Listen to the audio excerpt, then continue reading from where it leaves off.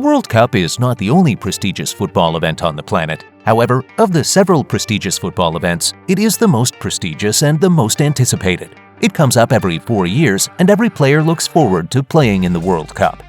Every country is interested in playing at the World Cup. Unfortunately, only a handful of countries get to play at this tournament. One reason is because teams have to go through a qualifying phase before they get to play at the World Cup. So, what's the other? As much as the majority of countries that do not play at the World Cup are missing in action because they fail to qualify, some actually fail to play at the World Cup because they simply are not allowed to. This perhaps sounds strange, but some countries have been banned from playing at the World Cup at some points. Some of these countries are still banned. However, others are now free to play at the World Cup. These are the 9 most banned countries from the FIFA World Cup. We will go on in a bit, but first, like and share this video. Also hit the bell button to avoid missing our other videos. Let's get started. Russia. If you have been following the news closely for about a year, you are definitely aware that Russia and Ukraine are at war. Now, at this point, you might be wondering what the correlation between politics and football is. Well, the world does not agree with Russia's attack on Ukraine, and it appears FIFA has taken sides. Although FIFA might be unable to stop Russia from going on with its offensive in Ukraine, it has banned all Russian national teams, as well as clubs, from taking part in any football activity. And this ban is indefinite. It took FIFA quite a while to hit the hammer on Russia. However, the national teams of countries like Sweden, Poland, and England had put the apex football governing body under intense pressure by refusing to get on the pitch with Russia. As it stands, this World Cup ban will most likely be on so long as Russia continues its offensive against Ukraine. South Africa. The Republic of South Africa was considered unfit to take part in any FIFA-controlled tournament between 1961 and the early 1990s. FIFA's action was a response to a major anti-apartheid movement which was interested in getting FIFA to ban South Africa from all football-related events. On the surface, it appeared FIFA was letting politics affect its decisions. The apartheid was political, but in this situation, FIFA wasn't mixing football and politics, South Africa was.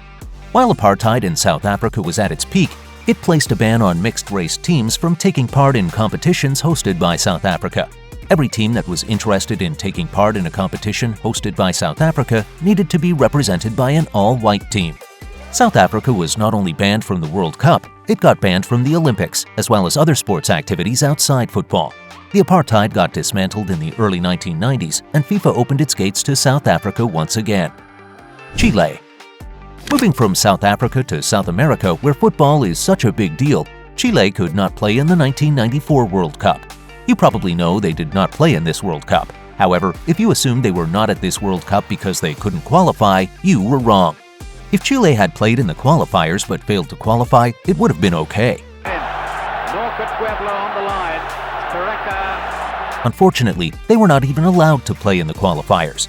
It is easy to assume that FIFA was a little harsh by not letting Chile take place in the qualifiers for the 1994 World Cup, but FIFA perhaps reacted in the best way possible at the time.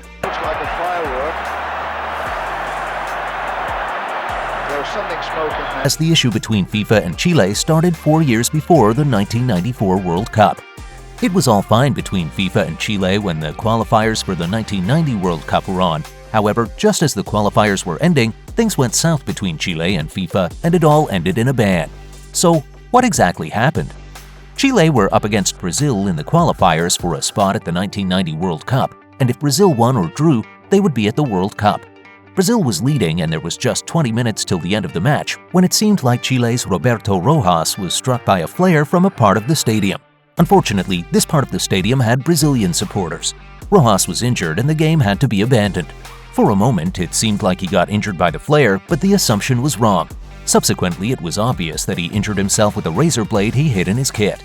FIFA had no choice but to hit Chile with the hammer, and they were banned from the World Cup.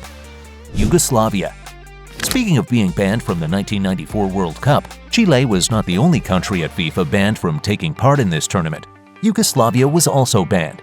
However, unlike Chile's ban, which was all football-related, Yugoslavia's ban was FIFA's way of supporting UN sanctions against the European country. Mexico. 4 years before Yugoslavia got banned for taking part in the 1994 World Cup, Mexico couldn't take place in the World Cup because they were banned. The interesting thing about this ban is it appeared FIFA was dealing with the Mexican senior football team because of an offense committed by the youth team. So, what was this offense? A year before the 1990 World Cup, Mexico was supposed to take part in the 1989 World Youth Championship. They just couldn't jump into this tournament. They had to go through the qualifiers. This did not seem like a problem in any way. However, the Mexicans were up to something that was going to haunt them for a couple of years. In the team that was to play the qualifiers were 4 overaged players. The Mexicans were smart, but FIFA was smarter and banned Mexico from the 1990 World Cup. This ban ended after 2 years. Myanmar. FIFA's ban on Myanmar is not the most recent. It dates back to 2011 when Myanmar football fans exhibited violent behaviors in a match between Myanmar and Oman. These activities were not just violent, they could have led to the loss of lives. In this Asian qualifying match, Myanmar fans threw glass bottles and stones at the visiting coach, the Omani players, and the match officials. Things were so bad, the Omani players hurried into the dressing room to stay safe. If they hadn't done this, maybe there could have been serious injuries or even the loss of life. In this match, Oman were already up by 2 goals. This was perhaps the reason why Myanmar fans opted to attack anyone that wasn't a part of their team. Since this match couldn't go on till the end and the Omanis were winning, FIFA declared the Omanis victorious. If awarding Oman the victory was all FIFA had done, it would have been just all right. Nonetheless, FIFA did even more. It banned Myanmar from the 2014 World Cup. Also, this team couldn't take part in the 2018 tournament. Although Myanmar remained banned for the 2014 World Cup, it appealed its ban for the 2018 World Cup and was successful. So, this ban got lifted. Kuwait. 2 years after the ban on Myanmar, Kuwait wasn't allowed to take part in football-related activities. Due to this ban, the Middle East country could not go on with its 2018 World Cup qualifier against Myanmar. FIFA suspended Kuwait from the 2018 World Cup because its government interfered in its football association. This ban was on for more than 2 years. It lasted exactly 782 days. Of course, football fans from Kuwait are glad the ban is over. However, the effect of this ban might be on for much longer. According to a Kuwaiti national team player, this ban has killed 2 generations of football stars, and Kuwait, that once dominated football in Asia, will wait a very long time before enjoying the enviable position it once held in its region. Zimbabwe. In February 2022, FIFA banned Zimbabwe from taking part in any FIFA-organized tournament. This ban was a reaction to the Zimbabwean government making attempts at controlling the Zimbabwe Football Association. The government's explanation for trying to take control of football in the country was the lack of accountability of the association. Additionally, the Zimbabwe Football Association did not look into cases of sexual abuse against female football players. Although it appeared the Zimbabwean government was trying to right some wrongs by the Football Association, its action was against the FIFA rule that prevents governments from meddling in the activities of football associations. This ban was not indefinite, so it was lifted after 18 months so the country can take part in qualifiers for the 2026 World Cup. The situation in Zimbabwe has not been resolved yet. However, with the ban lifted, the association might be forced to resolve the issue. Kenya. FIFA's ban on Kenya came at the same time Zimbabwe was banned, and just like the ban on Zimbabwe, this ban was due to third-party involvement in the nation's football activities. The Kenyan Sports Ministry had intervened in internal issues in the nation's football federation. It went on to disband this federation because of allegations of the misappropriation of funds. It did not stop at this, it even set up a caretaker committee. This World Cup ban on Kenya lasted 9 months and would have perhaps lasted even longer if nothing had been done. However, a new sports minister came on board and ensured the Football Federation's executive committee got reinstated. And that's it with the 9 nations most banned from the World Cup. So which of these nations do you think shouldn't have been banned? Kindly tell us in the comments section below.